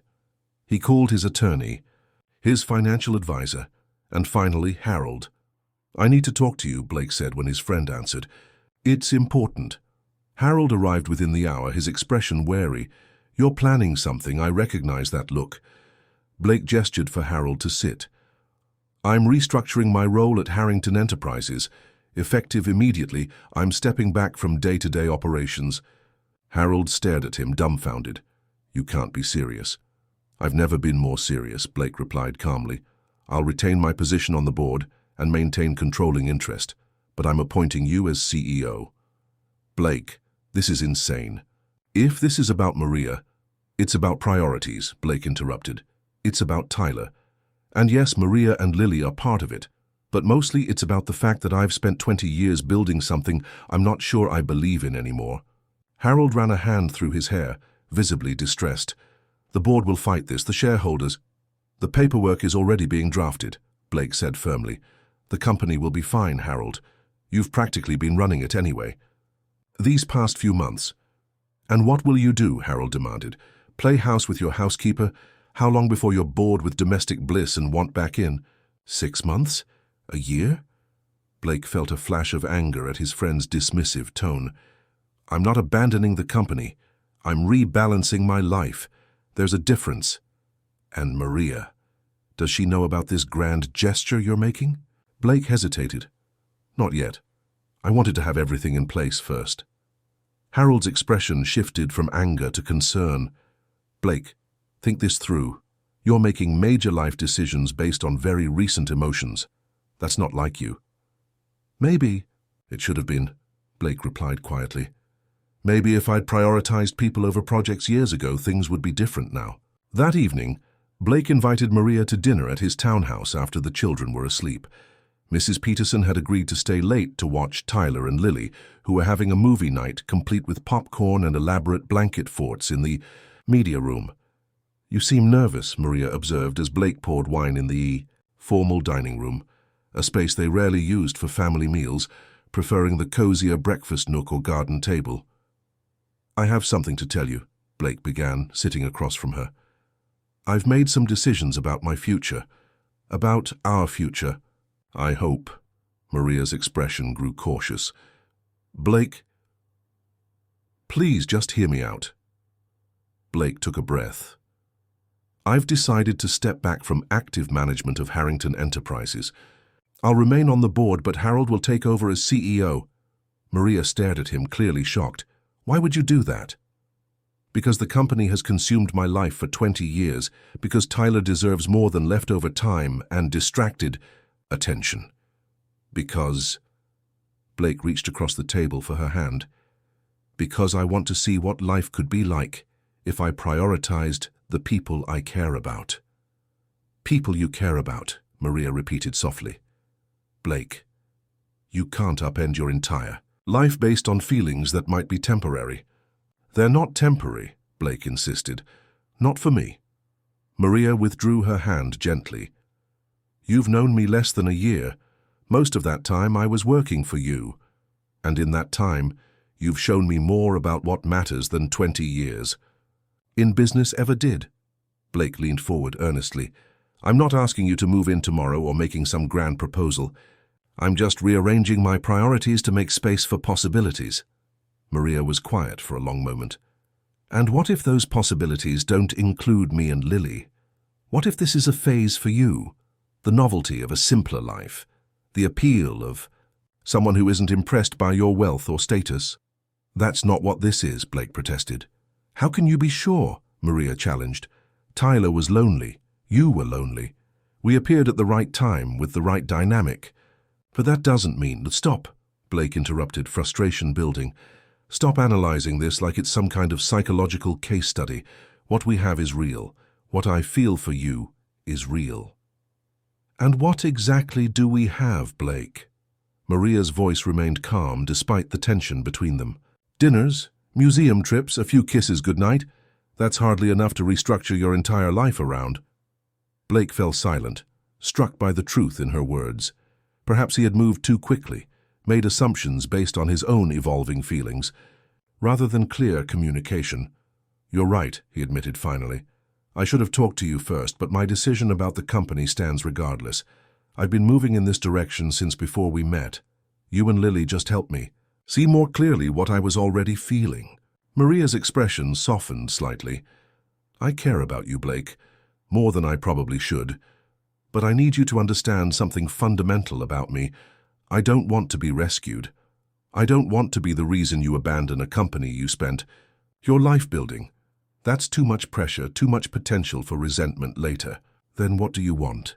Blake asked quietly. Time, Maria replied simply. Time to see if what we're building is sturdy enough to last. Time for the children to understand any changes before they happen. Time for me to finish my degree and establish my own career. Your degree? Blake echoed, surprised. A small smile played at Maria's lips. I applied to Pratt's architecture program. Part-time evening classes. I start this fall. Blake felt a surge of pride and admiration. Maria, that's wonderful. Why didn't you tell me? Because I needed to do it for myself, she explained. Not because of your connections or influence. Just me, my transcripts, and my portfolio. Blake nodded slowly, understanding dawning. I've been rushing things, haven't I? A little, Maria acknowledged. It's who you are, decisive, action-oriented. It's not a bad quality, just overwhelming sometimes. So where does that leave us? Blake asked. Maria reached across the table, taking his hand this time. Right here, getting to know each other, building something meaningful, one step at a time. As they sat together in the quiet elegance of the dining room, Blake felt something settle within him. Not disappointment, but a deeper understanding of what Maria needed from him. Not grand gestures or dramatic life changes, but patience, respect for her independence, and faith in the slow, steady growth of what they were creating together. I can do slow, Blake said finally, squeezing her hand gently. For you, I can learn patience. Maria's smile was worth every moment of uncertainty. Good, because some things shouldn't be rushed. From the media room came the sound of children's laughter. Tyler and Lily, their friendship uncomplicated by adult concerns, simply enjoying each other's company in the moment. They have the right idea, Maria observed. Maybe we should join them. As they walked hand in hand toward the sound of laughter, Blake felt a sense of rightness that had nothing to do with business deals or property acquisitions. For the first time in longer than he could remember, the future stretched before him not as a series of targets to achieve, but as a journey to experience. One day, one moment, one careful step at a time. Summer arrived with a heat wave that draped Manhattan in a shimmering haze. The Harrington townhouse, with its state-of-the-art climate control and private garden, provided an oasis from the sweltering city streets. For Tyler and Lily, the summer meant freedom from school routines and endless opportunities for adventure. Blake's transition from CEO to board chairman had sent ripples through New York's business community. The Wall Street Journal ran a feature speculating on his reasons for stepping back, with theories ranging from health concerns to strategic repositioning ahead of a major acquisition. Only those closest to Blake understood the truth, that his priorities had fundamentally shifted away from empire building towards something less tangible, but infinitely more valuable. "You look different," observed Elaine Westcott, Amanda's mother, during a rare video call in early July.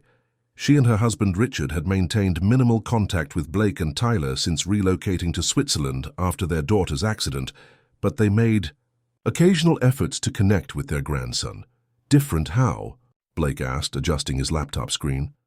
"Less rigid," Elaine replied, studying him through the video connection. "Has something changed?" Blake hesitated, unsure how much to share. His relationship with his former in-laws had been strained, even before Amanda's accident, and nearly non-existent after. "I've stepped back from day-to-day operations at the company, trying to spend more time with Tyler." "That's good," Elaine said with surprising warmth. Amanda would have wanted that. The sea. Mention of his late wife still caused a pang, but no longer the sharp grief of recent years. Yes, she would have. "And how is our grandson? Richard and I were thinking of visiting New York this fall, perhaps around Thanksgiving." Blake blinked in surprise. The Westcotts hadn't set foot in America since Amanda's funeral. "Tyler would love that. He's doing really well, actually. Made a good friend this year, a girl named Lily. They're practically inseparable." Something in Elaine's expression shifted. "A friend? That's nice. Tell me about her." Blake found himself choosing his words carefully. "She's bright, creative. Her mother worked for us for a while. Maria, they've become important to us." "Us?" Elaine's gaze sharpened. "Blake, are you involved with this woman?" The fool. Directness of the question caught him off guard. "Maria and I are... yes, we're seeing each other." A long silence followed. Blake could almost see Elaine processing this information, fitting it into her understanding of the man she'd never fully accepted as worthy of her daughter.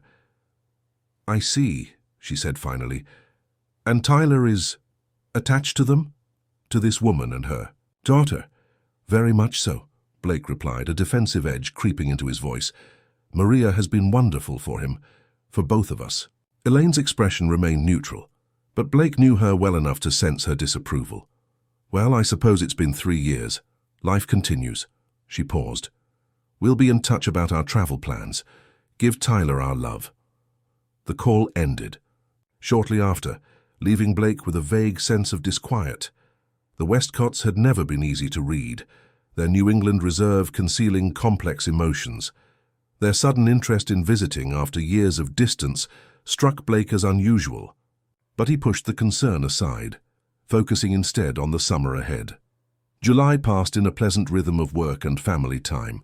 Blake had converted one of the townhouse's spare rooms into a home office, allowing him to maintain his board responsibilities while being more present for Tyler. Maria had reduced her housekeeping hours further, taking on only one client besides her Brooklyn family as she prepared for her return to school in the fall. Their relationship progressed with the measured pace Maria had requested: dinners out, quiet evenings after the children were asleep, occasional overnight stays that were carefully timed for when Tyler and Lily had sleepovers at friends' homes. Blake found himself enjoying the slow unfolding of their connection, the gradual building of something that felt increasingly solid and real. "I've been thinking," Blake said one evening as they sat in the garden, watching fireflies blink in the gathering dusk. "The Hamptons' house sits empty most of the time. We could spend August there before school starts, all of us." Maria looked up from the architectural sketches she'd been reviewing, preliminary exercises for her upcoming program. "A month, Blake, I can't take that much time off. I need the income, especially with tuition payments starting." I've told you I'm happy to help with, and I've told you I need to do this myself, Maria interrupted gently but firmly. It's important to me. Blake nodded, respecting the boundary she'd established early in their relationship. What if it were just weekends then? Friday to Sunday? The children would love it, and you could bring your work. The house has a studio that would be perfect for drafting. Maria considered the suggestion. That might work. The fresh air would be good for Lily. August brought perfect beach weather, and the Hamptons house, a sprawling cedar-shingled estate on 3 oceanfront acres, became their weekend retreat. Blake watched with quiet satisfaction as Tyler and Lily built elaborate sand castles, collected shells and learned to boogie board in the gentle waves. Maria too seemed to relax in the coastal setting, spending hours in the converted studio space working on her portfolio while still making time for beach walks and family meals on the deck. It was during the 3rd weekend that the invitation arrived, an engraved card requesting Blake's presence at the annual Hampton Charity Gala, a black tie event that gathered the area's wealthiest residents to support local environmental conservation. "You should go," Maria said when Blake showed her the invitation. "You've supported their work for years, according to this." Blake shrugged. "These events are mostly social positioning. I've only ever attended when it was necessary for business." "Still," Maria insisted, "it's important to maintain connections with causes you care about, and it would be good for you to spend some time in your natural habitat." Blake raised an eyebrow. "My natural habitat?" Maria smiled. "The world of Blake Harrington, business titan. The world where servers know which fork you prefer, and everyone laughs at your jokes." "You make me sound awful," Blake protested, though he recognized the grain of truth in her teasing. "Not awful. Just accustomed to a certain reality." Maria's expression grew more serious. "It's part of who you are, Blake. I don't expect that to change, nor would I want it to." Blake studied her face, detecting something beneath her light tone. "Would you come with me as my date?" Maria hesitated. "I don't think so. I don't have anything appropriate to wear, for one thing." "That's easily solved." "It's not just that." Maria set aside the architectural journal she'd been reading. "I'm not ready to be presented as Blake Harrington's, whatever I am, to your social circle. Not yet." Blake wanted to argue, but recognized the wisdom in her caution. Their relationship was still new, still finding its foundation. Throwing it into the spotlight of Southampton society might create unnecessary pressure. "I understand," he said finally. "Mrs. Peterson could stay with the kids.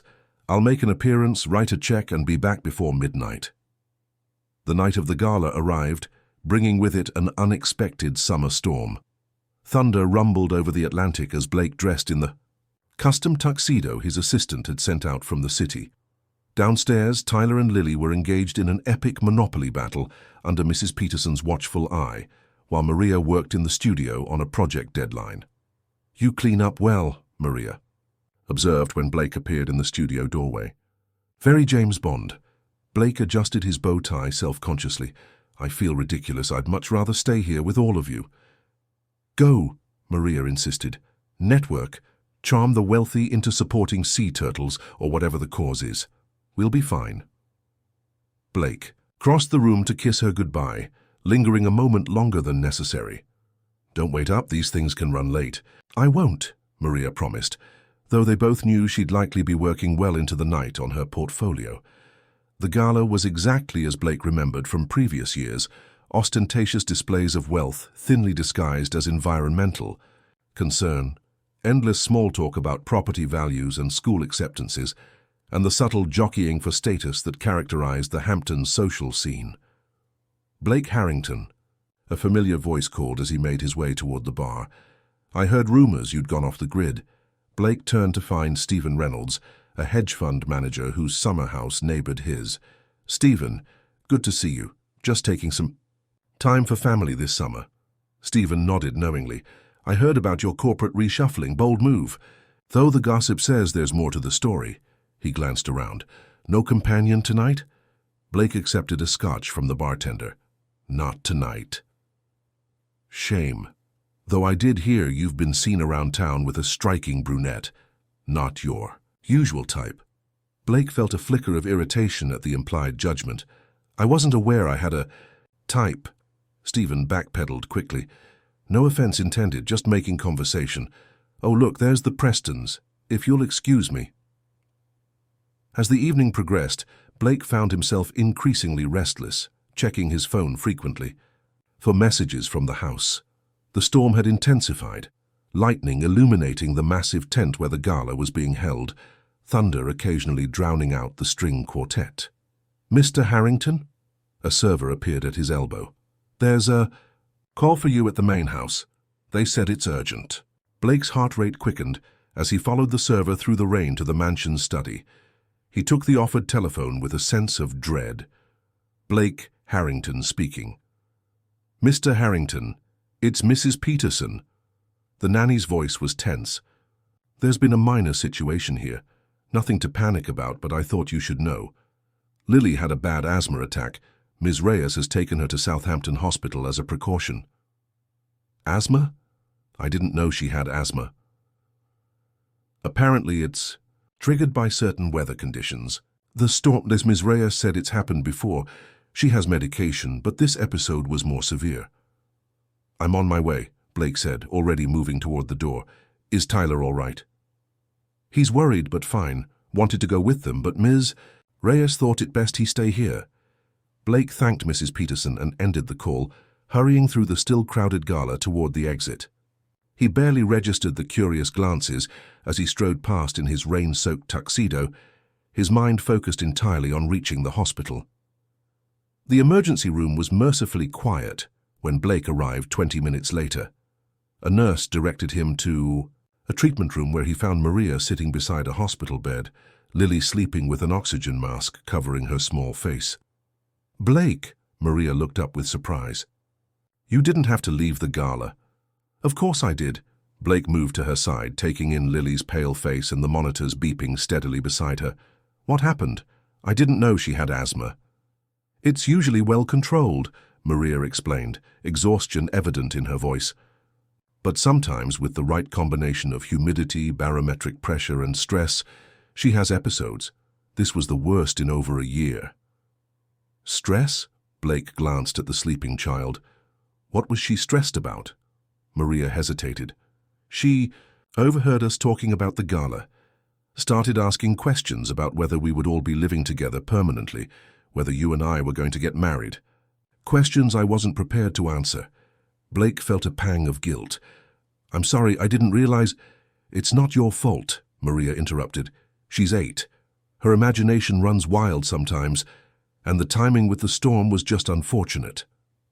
Doctor entered before Blake could respond, clipboard in hand. Ms. Reyes, Lily's oxygen levels have stabilized, but I'd like to keep her overnight for observation, given her history. Maria nodded, unsurprised. Of course, whatever she needs. History? Blake asked after the doctor left. This has happened before? Twice, Maria admitted. Once when she was 4 and again last year. Both times required hospitalization. She rubbed her eyes tiredly. It's one of the reasons I've been so careful about maintaining my health insurance, even when money was tight. Blake absorbed this new information with growing concern. Why didn't you tell me? It hasn't been relevant, Maria replied simply. Her condition is managed with daily medication and emergency inhalers. Tonight was an anomaly. It's relevant. To me, Blake insisted, keeping his voice low to avoid waking Lily. Anything that affects you or Lily is relevant to me now. Maria studied him for a long moment. This is what I've been trying to explain, Blake. Our lives are more complicated than weekend trips to the Hamptons and museum outings. She gestured to the hospital bed. This is our reality sometimes. Middle-of-the-night emergencies, insurance negotiations, medication costs. And you think I can't handle that? Blake felt a flare of defensiveness.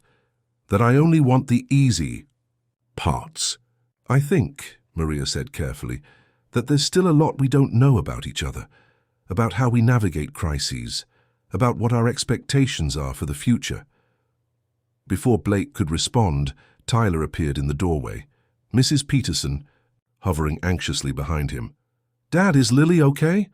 His small face was creased with worry. "She's going to be fine, buddy," Blake assured him, drawing his son into a hug. "She needs to stay overnight, but she'll be good as new tomorrow." Tyler pulled away to peer at the sleeping girl. She was really scared in the car. She couldn't breathe right. "I know," Blake said gently. "But the doctors are taking good care of her." "Can we stay with her?" Tyler asked, his expression resolute. "She shouldn't be alone." Blake glanced at Maria, who nodded slightly. "I'll be staying," she said. "But you and your dad should go home, Tyler. You can visit first thing in the morning." "No," Tyler said firmly, with a determination Blake recognized from his own parenting struggles. Friends don't leave friends in hospitals. "That's what you said when Jamie broke his arm at school, Dad. You said real friends stick together when things are scary." Blake felt a surge of pride at his son's loyalty, even as he registered the impossible logistics of 4 people staying in the small hospital room. "Tyler's right," he said to Maria. "We'll stay. Mrs. Peterson can go back to the house and bring whatever you and Lily need for the night." Maria looked like she might protest, then relented, recognizing the same stubborn determination in Tyler that Blake did. "All right, but Tyler needs to try to sleep. There's a recliner in the corner." The night passed in uncomfortable shifts. Tyler eventually falling asleep on the recliner, Blake and Maria taking turns dozing in the single visitor's chair. By morning, Lily's color had improved, and the doctor cleared her for discharge with adjusted medication and follow-up appointments. "You must be exhausted," Blake said to Maria as they gathered Lily's things while the nurse processed her discharge papers. Tyler had taken it upon himself to entertain Lily, reading her jokes from a book he'd brought in the overnight bag. "I've had worse nights," Maria replied with a tired smile. "Thank you for staying. For bringing Tyler. It meant a lot to Lily."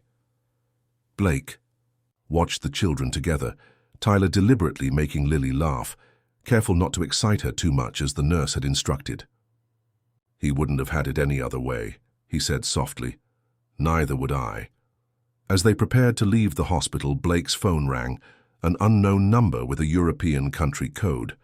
Expecting a business call, he stepped into the hallway to answer. "Blake Harrington speaking." "Blake, it's Elaine Westcott." Amanda's mother's voice was clear despite the international connection. "I hope I'm not calling too early." Blake checked his watch, surprised. It would be early afternoon in Switzerland. "Not at all. Is everything all right?"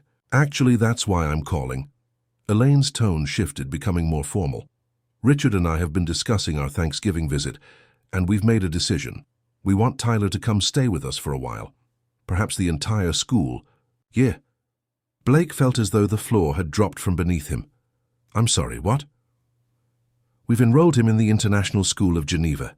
It's one of the finest educational institutions in Europe. Richard has connections on the board." "Elaine," Blake struggled to keep his voice even, "I appreciate your interest, but Tyler's life is here, his school, his friends." "His mother's family," Elaine interrupted sharply. "Family he barely knows because you've kept him in New York, surrounded by reminders of how he lost her." Blake stepped further away from the hospital room, lowering his voice. "That's not fair. You chose to leave the country. You've barely made an effort to be part of his life." "Because it was too painful," Elaine's voice caught slightly, "being near you, near the place where we lost her. But we're ready now, ready to give Tyler the family connection he deserves." And what prompted this sudden readiness? Blake couldn't keep the suspicion from his tone.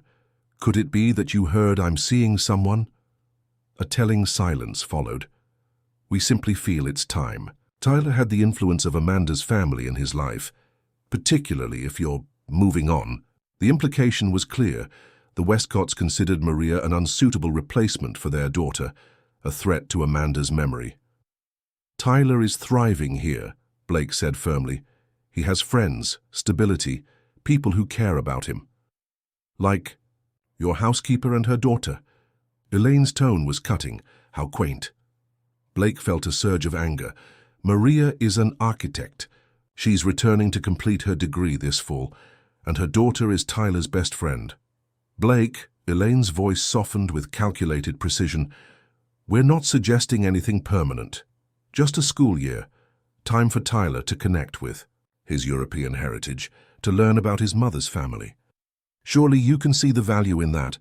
What I see, Blake replied coldly, is a transparent attempt to insert yourselves into Tyler's life when it suits you, not when he needed you. We are his grandparents, Elaine reminded him. We have rights. The implied threat hung in the air between them. Blake knew the Westcotts had the resources and connections to make a custody challenge if they chose to, not likely to succeed, but potentially devastating for Tyler in the process. This isn't the time to discuss this, Blake said finally. I'm actually at the hospital with Tyler right now. Hospital? Alarm sharpened Elaine's voice. What's happened? Is he hurt? He's fine, Blake assured her quickly. A friend had a medical issue. We're just supporting her. See? The momentary concern faded from Elaine's tone. Well, we'll be arriving in October to discuss arrangements in person. I suggest you prepare Tyler for the possibility of an exciting European adventure. The call ended before Blake could formulate a response, leaving him standing in the hospital corridor, a new crisis threatening the fragile happiness he'd been building.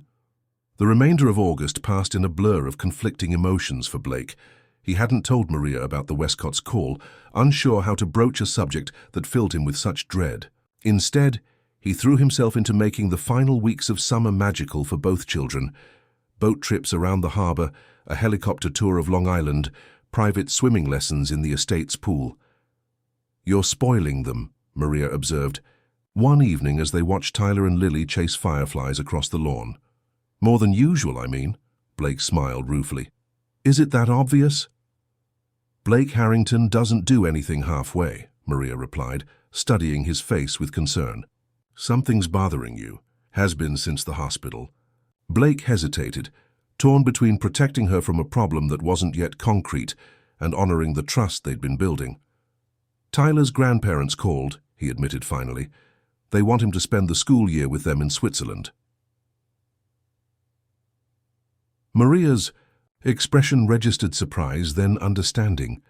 Ah, that explains the helicopter rides and imported Italian ice cream. They've already enrolled him in some exclusive international school, Blake continued, the frustration he'd been containing for weeks finally spilling out. Made all the arrangements without consulting me, as if they have any right to make decisions about his education. Do they? Maria asked carefully. Have rights, legally speaking? Blake sighed. Not exactly, but they have resources, influence. If they decided to pursue this through the courts, he trailed off, unwilling to voice his worst fears. They wouldn't get custody, Maria said with quiet certainty.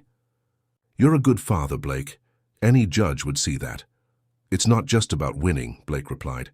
It's what the fight would do to Tyler, forcing him to choose between his father and his mother's family, making him the center of a legal battle. He shook his head. I can't put him through that. Maria was silent for a moment, watching the children in the gathering dusk. Have you asked Tyler what he wants? He's 8 years old. How can he possibly know what's best? 8-year-olds know more than we give them credit for, Maria observed, especially about what makes them feel safe and loved. Blake considered her words, watching as Tyler showed Lily how to cup her hands around a captured firefly, their faces illuminated by the insect's gentle glow. I'm afraid to ask him, he admitted, afraid he might actually want to go. Maria's hand found his in the growing darkness. That's understandable, but children deserve honesty even when it's difficult, especially then. The next day, Blake took Tyler fishing on a small boat in the bay, an activity his son had recently developed an interest in after reading a book about marine biology. As they sat side by side, lines cast into the calm water, Blake gathered his courage. Ty, there's something I need to talk to you about. Tyler looked up, immediately alert to the serious tone in his father's voice. Is it about Lily's asthma? Is she sick again? No, buddy, Lily's fine. Blake was touched by his son's immediate concern for his friend. It's about your mum's parents, Grandma Elaine and Grandpa Richard. Tyler's expression grew wary. What about them? They called last week. They want you to come stay with them. In Switzerland for a while, maybe for the school year. They've found a school there they think you'd like. Tyler was quiet for a long moment, processing this information. Would you come too? No, Blake admitted. I would stay here. But I'd visit, of course. What about my friends? What about Lily? Blake felt a pang at the distress in his son's voice. You'd make new friends at the international school, and you could talk to Lily on video calls like you do with Grandma. Elaine now. Tyler stared out at the water, his small face scrunched in concentration. Do I have to go? The simple question nearly broke Blake's heart. No, buddy, you don't have to do anything you don't want to do. Then I don't want to go. Tyler's voice was firm, with a certainty that surprised Blake. I want to stay here. With you and Lily and Miss Reyes. Relief flooded through Blake, followed immediately by guilt. Are you sure? Switzerland is beautiful. There are mountains and chocolate and... Dad, Tyler interrupted with the exasperated tone only children can perfect. I don't care about mountains. I care about my family. Grandma Elaine. And Grandpa Richard are your family too, Blake felt compelled to point out, even as his heart soared at Tyler's words. They don't feel like family, Tyler said simply. They call on my birthday and Christmas. They send presents with cards signed by their assistant. That's not family. He looked up at Blake with Amanda's clear blue eyes. Family is the people who are there when you're scared or sad or happy. Like you and Lily and Miss Reyes. Blake swallowed the lump in his throat. When did you get so smart? Tyler shrugged, suddenly self-conscious. Ms. Reyes says wisdom comes from the heart, not just the brain. She's right about that, Blake agreed softly. They sat in companionable silence for a while, the fishing forgotten. Eventually, Tyler asked, Do Grandma Elaine and Grandpa Richard know about Lily and Ms. Reyes? They know I've been seeing someone, yes. Tyler nodded thoughtfully. Is that why they suddenly want me to come stay? Because they don't like that you have a new family now? The perceptiveness of the question startled Blake. What makes you think that? Because they never wanted me to visit before, Tyler replied with a child's straightforward logic. And, now that we're happy, they do. It's complicated, buddy, Blake hedged. Adults sometimes have a hard time with change. Tyler considered this. Are you going to marry Ms. Reyes? Blake nearly dropped his fishing rod. We haven't discussed that. Why do you ask? Because I think you should, Tyler said matter-of-factly. Then Lily would really be my sister. The simplicity of his son's perspective brought a smile to Blake's face. Relationships take time, Ty. Ms. Reyes and I are still getting to know each other. But you love her, Tyler stated with certainty. I can tell. Blake found he couldn't deny it. Yes, I do. But love is just the beginning. There are lots of practical things to figure out too. Tyler rolled his eyes in a perfect imitation of preteen disdain, despite being years away from adolescence. Adults always make everything so complicated. That we do, Blake agreed with a laugh. September brought a return to routine, school for the children, classes for Maria, board meetings for Blake. The Westcotts continued to call regularly, their tone growing increasingly insistent as Blake firmly but politely refused their proposal. They finally announced they would arrive in mid-October to discuss the matter in person. They won't take no for an answer, Blake confided to Maria one evening as they sat in his study, she working on a design project, he reviewing quarterly reports. People rarely do when they're used to getting their way, Maria observed, looking up from her drafting tablet. Particularly wealthy people. Blake acknowledged the truth in her gentle jab. I've been that person too often. The difference is you're learning to listen, Maria replied. To Tyler, to others. That's growth. As the date of the Westcotts' arrival approached, Blake found himself increasingly anxious. Maria noticed his distraction one Sunday afternoon as they walked through Central Park, the children racing ahead to explore the massive rock formations. You're worried about their visit, she said. Not a question, but an observation. Blake nodded. They're going to hate you. Maria raised an eyebrow. That's rather presumptuous. They haven't even met me. Trust me, Blake said grimly. You represent everything they despised about me. New money, practical ambition, lack of pedigree. Now, with the added offense of replacing their daughter in Tyler's life. "I'm not replacing Amanda," Maria said firmly. "No one could or should. She'll always be Tyler's mother." "Try telling them that." Blake kicked at a fallen leaf. "They've built her into a saint in their minds. Anyone who comes after her is automatically unworthy." Maria was quiet for a moment, watching the children scramble up a boulder. "Do you want me to keep my distance while they're here? Make things easier?" "God, no," Blake said immediately. "That would only reinforce their narrative that this is something shameful or temporary. Besides," he added more softly, "I need you, your perspective, your calm." Maria squeezed his hand. "Then I'll be there. We'll face them together." The Westcotts arrived on a crisp October morning, their town car pulling up to the Harrington townhouse precisely at the appointed hour. Blake had arranged for Tyler to be at school, wanting to speak with his former in-laws alone first. "Blake." Elaine greeted him with the cool reserve that characterized all their interactions. At 62, she remained an elegant woman, her silver hair swept into a perfect chignon, her clothes quietly expensive in the way that only old money achieves.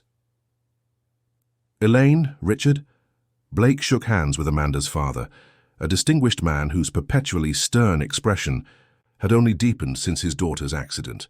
"Welcome, please come in." He led them to the formal living room, where coffee and pastries had been arranged by the housekeeper who had replaced Maria. As they seated themselves, Blake noticed Elaine's gaze taking in the changes to the room: new artwork, different furniture, arrangements, the subtle marks of evolution since her last visit. "You've redecorated," she observed, her tone neutral but her meaning clear, erasing Amanda's touches from the home. "Some updates," Blake acknowledged. "It's been 3 years." Richard set down his coffee cup with deliberate precision. "Yes, it has. 3 years during which our grandson has been raised without the influence of his mother's family. We're here to rectify that situation." Blake took a steadying breath. "I understand your desire to be more involved in Tyler's life. I welcome it, but sending him to Switzerland isn't the answer." "We disagree," Elaine said crisply. "Tyler needs exposure to his European heritage, to the cultural advantages we can provide." "What Tyler needs," Blake countered, "is stability, continuity, and the relationships he's built here. He's thriving, Elaine. His teachers report exceptional progress, both academically and socially." "Yes, we've heard all about his new friend," Richard interjected, the quotation marks audible in his tone. "The housekeeper's daughter. Hardly the sort of social connection Amanda would have encouraged." Blake felt a surge of anger. "Lily is a bright, kind child who has been wonderful for Tyler. And Maria is an architect currently completing her master's degree at Pratt." "How enterprising," Elaine commented with the faintest edge of condescension. "And this relationship, is it serious?" "I don't see how that's relevant to Tyler's education," Blake replied evenly. "It's entirely relevant," Richard countered. "You're introducing unknown elements into Tyler's life, people without any connection to Amanda, to his heritage." "Tyler's heritage isn't limited to the Westcott family," Blake said, struggling to maintain his composure. "And as for introducing new people into his life, that's called living, Richard, moving forward. Something Amanda would have wanted for both of us." Elaine's expression hardened. "Don't presume to know what our daughter would have wanted." "I was her husband for 10 years, Blake reminded them quietly. "I think I knew her fairly well." A tense silence fell over the room. Blake had rehearsed this conversation dozens of times in his mind, but the reality was proving even more difficult than he'd anticipated. "We've consulted an attorney," Richard said finally. "There are legal precedents for grandparental rights, particularly in cases where one parent is no longer present." "And I've consulted mine," Blake replied, refusing to be intimidated. "Tyler's welfare is my primary concern. A legal battle would be devastating for him." "Then agree to our proposal," Elaine pressed. "1 academic year in Switzerland. If he's unhappy, he can return." Blake shook his head. "I've discussed this with Tyler. He doesn't want to go." "He's 8 years old," Richard scoffed, "hardly in a position to make such decisions." "He knows his own mind," Blake insisted. "And His home is here, with me. He paused, then added deliberately, and with the people who have become important to him. The front door opened then, voices drifting in from the foyer, Maria and the children returning from school. Blake had arranged for Maria to pick up Tyler along with Lily, knowing the timing would coincide with the Westcotts' visit. Not an accident, but a statement. "Grandma Elaine! Grandpa Richard!" Tyler's voice rang out as he burst into the living room, his initial excitement genuine despite his earlier reservations. The Westcotts transformed instantly, their severe expressions softening as they embraced their grandson. Blake watched as Tyler introduced Lily, who hung back shyly, and then Maria, who extended her hand with poised warmth. "It's a pleasure to meet you both," Maria said sincerely. "Tyler has told us so much about you." Elaine's handshake was perfunctory, her assessment of Maria swift and dismissive. Richard barely acknowledged her, his attention focused entirely on Tyler. "We brought you something from Switzerland," Elaine told Tyler, producing an elegantly wrapped package. "A traditional Swiss watch. Every young gentleman should have one." Tyler thanked them politely, though Blake could see his son's discomfort with the formal gift and the underlying expectation it represented. "Can Lily and I show you my science project?" Tyler asked, clearly seeking to ease the tension he sensed among the adults. "We built a working model of the solar system. Ms. Reyes helped us get the proportions right." "That sounds lovely," Elaine replied, though her smile didn't reach her eyes as she glanced at Maria. "Perhaps just you could show us, Tyler. I'm sure Lily has her own homework to attend to." Blake saw the flash of hurt on Lily's face, quickly masked. Before he could intervene, Tyler spoke up. "We did it together," he said firmly. "Lily did all the research on the distances between planets. She's really good at math." The pride in his voice was unmistakable, as was his unwillingness to exclude his friend. The Westcotts exchanged a look that Blake recognized all too well, the silent communication of two people united in judgment. "Why don't you both show us?" Blake suggested, placing a supportive hand on Lily's shoulder, "and perhaps afterward, we could all have dinner together." The afternoon progressed with superficial politeness, masking deepening tensions. Blake watched as the Westcotts made every effort to engage Tyler alone, consistently finding reasons to separate him from Lily. Maria observed it all with quiet dignity, stepping back when appropriate but firmly present nonetheless. By evening, when the children had been sent upstairs to finish homework before dinner, the adults gathered in the kitchen, neutral territory where Blake hoped the conversation might be less formal. "Tyler seems attached to the girl," Elaine observed, as she watched Maria expertly preparing a salad. "And to you." "They've become like siblings," Maria replied simply. "Children form bonds quickly at this age." "Indeed," Elaine's tone was cool, "though one must be careful about encouraging attachments that may not endure." Maria looked up from her task, meeting Elaine's gaze directly. "All relationships require care, Mrs. Westcott, even family ones." The subtle reminder of the Westcotts' 3-year absence hung in the air between them. "We've always wanted what's best for Tyler," Richard interjected, "his proper development, his connection to his mother's legacy." "As do I," Maria replied, calmly. "As does Blake. Tyler is fortunate to have so many people who care about his welfare."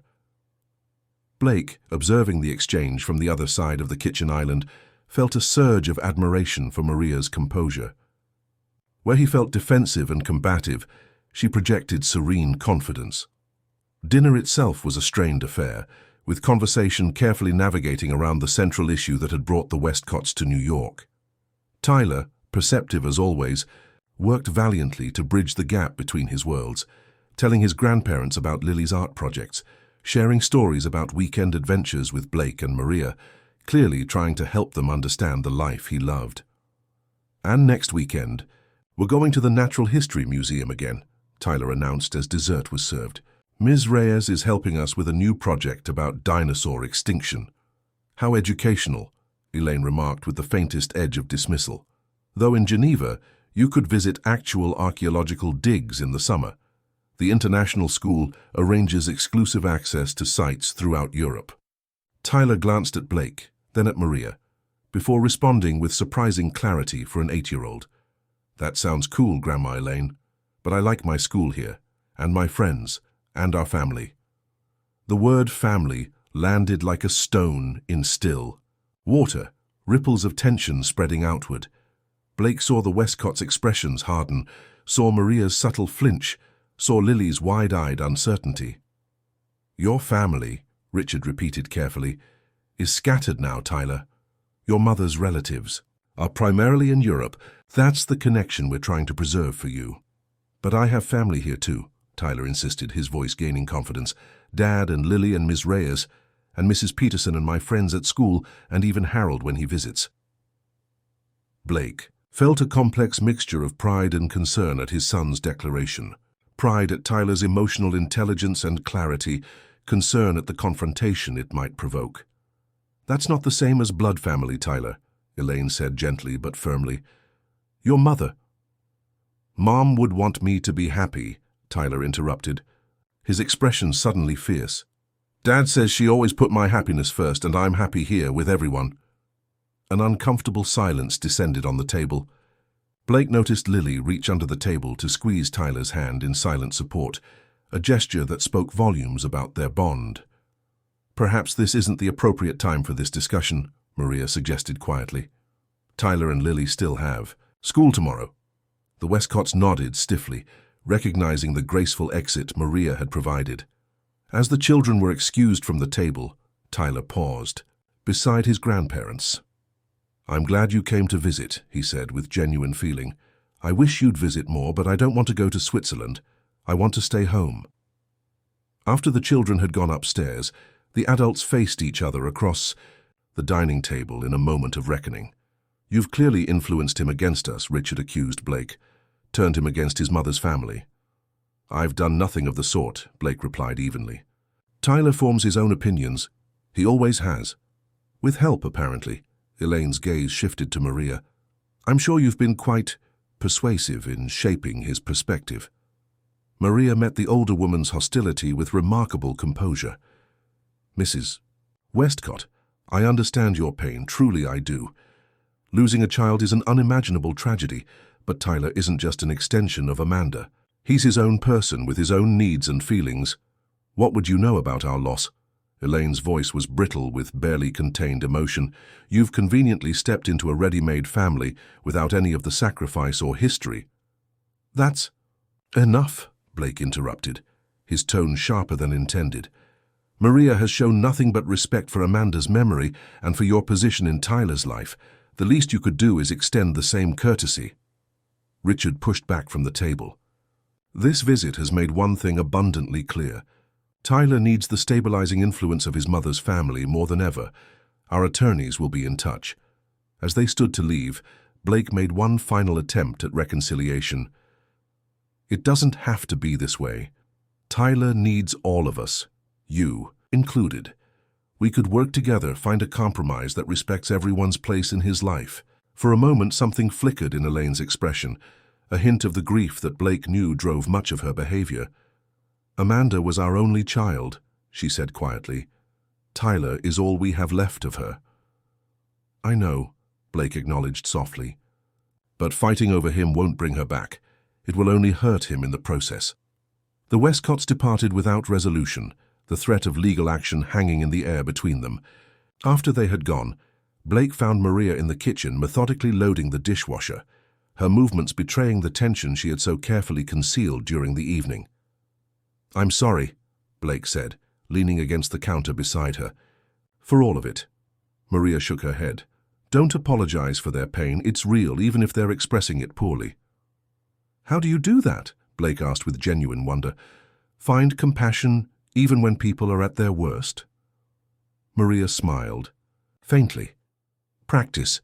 Life has thrown me enough curveballs to recognize that most people are doing the best they can with what they have." "Even the Westcotts? Even them?" Maria closed the dishwasher and turned to face him. "They lost their only child, Blake, and instead of being able to grieve together with you, they turned their pain outward, made it your fault. It's tragic, really." Blake felt something shift inside him, a new perspective on the people who had been his adversaries for so long.